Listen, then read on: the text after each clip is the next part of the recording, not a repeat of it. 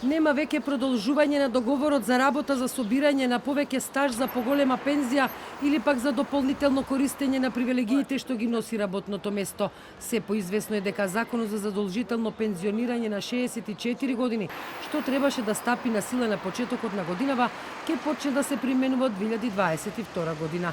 Според партискиот договор помеѓу парламентарните партии, до 31 август годинава, секој вработен во јавниот сектор може да поднесе барање за продолжување на работниот стаж, а ќе може да работи најмногу до 30 јуни 2022 година. Од пратеничката група на СДСМ велат дека се договориле ВМРО ДПМН да ги повлече околу 500 амандмани на предложениот закон, а од понеделник ќе се договори како технички да биде вметната измената која се однесува на датумот до кој што ќе може да се продолжи работниот стаж.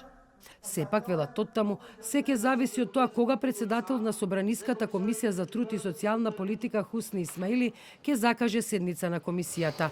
Исмаили за телевизија 24 пак вели дека прво ќе мора да се види какво е расположението во партиите. Во вторник, прв пат после 2 месеци ќе имаме седница на комисијата на која ќе се расправа по други прашања, но истата ќе биде искористена за да седнеме сите пратеници да видиме какво е расположението за расправа по ова прашање. А расположението на пратениците од коалицијата Алијанса за албанците и алтернатива ќе зависи од тоа дали и кога ќе биде постигнат договор за законот за државјанство.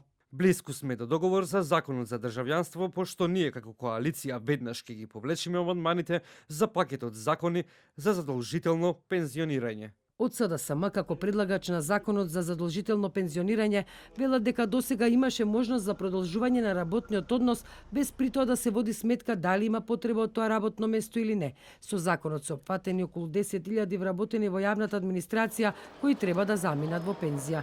Законот особено ќе треба да важи за вработените кои имаат бенефициран стаж, како што се полицајците. Со предложениот закон се предвидува задолжително пензионирање на 64 години, но и можноста жените да се пензионираат и на 62 години. Задолжителното пензионирање на 64 години нема да важи за лекарите и универзитетските професори кои важат за дефицитарни кадри. Освен законот за работни односи, ќе се менуваат уште 4 други закони од оваа област.